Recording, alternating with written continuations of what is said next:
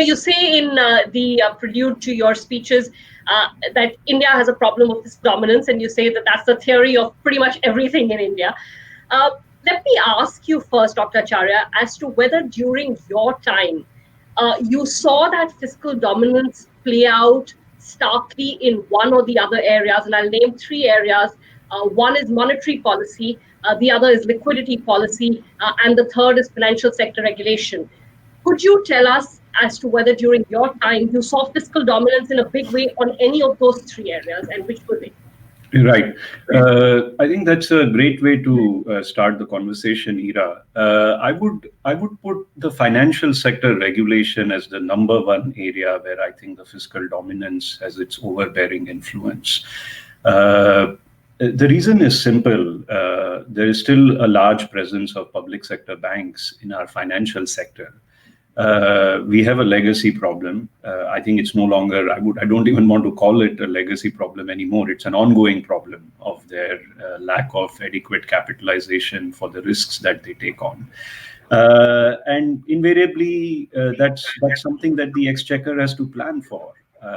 And because we are always catching up rather than capitalizing these banks in a manner that they make healthy decisions, have the buffers to bear losses, it's easy for the owner of these banks to turn to the regulator and simply say, relax the rules, give this kind of concession, that sort of concession, so that the fiscal doesn't have to do the hard adjustments that are really long overdue. I think what I experienced in my time was that the fiscal management went completely for a whack. I think the FRBM targets were being violated left, right, and center.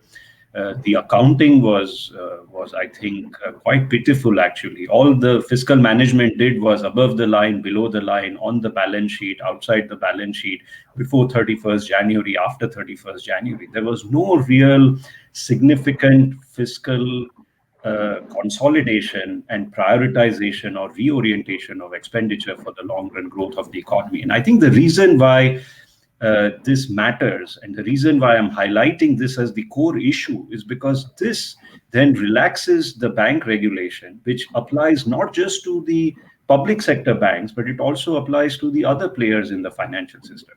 On the monetary policy side, we are very fortunate that we actually have an institutional framework that prevents the central bank from actually giving in that easily. It is charged with an explicit inflation targeting mandate. It is flexible in the sense that there is some attention that has to be paid to growth. And while different committees, members, and governors may interpret the mandate slightly differently in terms of their relative weights, it is a legal mandate. At the end of the day, they are answerable on whether the mandate was achieved or not. The third point that you made, the liquidity policy, I would say that's a little bit somewhere in between. It remains entirely within the scope of the central bank. There's no institutional framework that's driving it. In fact, if you recall, during my 2.5 years, people were even questioning us on whether targeting the repo rate as the objective of the framework was the right, even though, ultimately that is a policy tool that the central bank has. And if you can't achieve that target in the money markets, what's the point of calling it your target policy rate? So I do think there is slippage on the liquidity front because there is no institutional framework attached to it. And as I lament in the book, in the very first 2 pages that you kindly covered on Bloomberg Quint already as an excerpt, I do think that the liquidity management in the end, directly or indirectly, is geared towards fixing the government bond yield curve. It's often done also to achieve transmission of monetary policy rates, but the first and foremost transmission is only to the government bond market. And at the levels of fiscal deficits that we have relative to our public savings, what it does is that because the transmission is first to the government yield curve, very often it actually doesn't reduce the spreads on the corporate bonds either. So I would say fiscal dominance is impacting bank regulation first and foremost.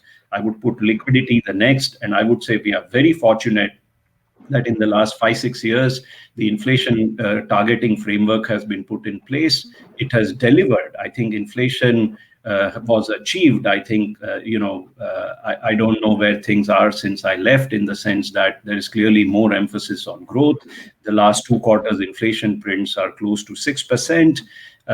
So it remains to be seen how the MPC respects the mandate going forward. But I would say this is certainly the hierarchy. All right. Let me dive straight into individual aspects, Dr. Acharya, and let me talk about the financial sector. Now, you came in at a time when the AQR had already started. And for a while, both under Dr. Rajan's, leadership at the RBI, and then Dr. Patel and yours, it seemed like there was a government buy-in into this cleanup. We had seen too much sort of excess in the banking sector. There probably was government buy-in into the AQR. There was significant recapitalization. But both reading your book and Dr. Patel's book, it looks like that turned somewhere. Where did it turn and why did it turn? Yeah, firstly, I do want to acknowledge here Deputy Governor N.S. Vishwanathan. I think he was actually I think he was the rock as far as some of the efforts were concerned. I was more on the side, as you know.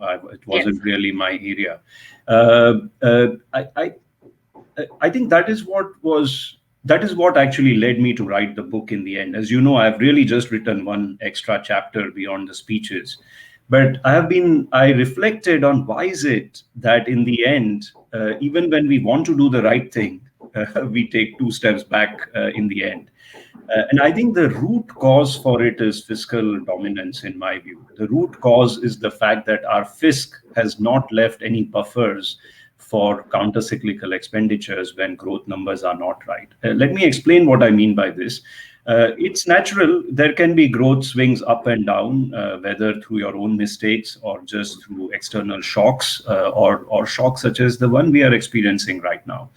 Nevertheless, if there is capacity in the fiscal balance sheet to undertake meaningful long-term expenditure, spend on infrastructure, spend on health, spend on education, you can create a movement towards long-run growth out of these kinds of cyclical shocks. But when the capacity is not there, as I was saying, ultimately you turn to the banking sector. You want the banks to do the growth push rather than the fiscal actually managing the growth push, either through structural reforms and infrastructure investments on its own. And I think ultimately they realized that what they wanted was exactly what the previous governments wanted. They wanted left, right, and center banks to be lending. They wanted credit and liquidity taps to be opened up. I think the pressures got more as their horizons became very short for the reasons that we can all understand around 2019. And so I think there was a backtracking. I'm sure there was tremendous lobbying pressure from the corporates. Unfortunately, our incumbent industrialists have simply not accepted that when they don't run their firms well and they can't make the payments on the bank loans, they have to hand over their firm to someone else. I'm sorry, you didn't run the firm well. You had your opportunity, you borrowed the money. It's time to clean you up, get your assets into the hands of someone else. And for the longest interactions that we had with the industrialists at RBI when I was there, not a single time did they actually want to impose this self-discipline on themselves. Now, what's the cost of all this? The cost of all this is that we just don't have much entry of new players in our traditional firms. Look at where our IT sector is, look at where our pharma sector is, and look at where some of our traditional sectors are, because we have simply not had any turnover. We have been rolling over bad loans, retaining excess capacity, leaving these valuable assets in the hands of those who have demonstrated over and over that they can't actually run them well, either because they have incentives to siphon off funds and asset strip, or because they are just genuinely incompetent managers. So I think we were really trying to do what the system needs. I think, interestingly, there was a buy-in, as you say, from the system for a short period. I think it was just 10 months. It was as short as that. And then we reversed track, and many of us hope that the Insolvency and Bankruptcy Code, which I consider this government's most important structural reform after the inflation targeting framework, I hope that it is allowed to run its course for time-bound resolution of defaulted corporations, which creates some churn in our over-indebted sectors.